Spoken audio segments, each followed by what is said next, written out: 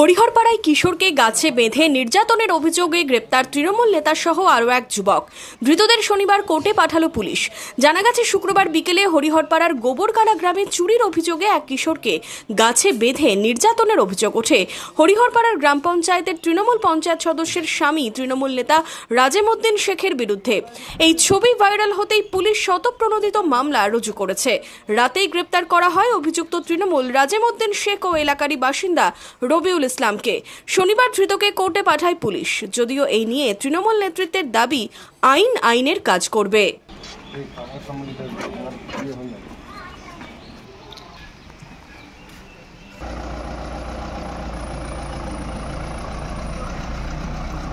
সেই বিষয়ে তারা সেটা মেম্বারের স্বামী তাকে মারধর করেছে, এটা আমি শুনেছি।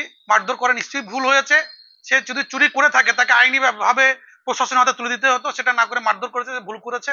এই ব্যাপারটা নিয়ে একজনকে আটকও করা হয়েছে, সেটা দুজনকে আটক করা হয়েছে। সেটা প্রশাসনিক ভাবে যা দরকার, আমাদের মাননীয় আইসি সাহেব আছেন, যা করার উনি করবেন। যেহেতু ভুল করেছে, সেটা আইনত ভাবে যা করার প্রশাসন যেটা ভাবা সেটা ভাববে।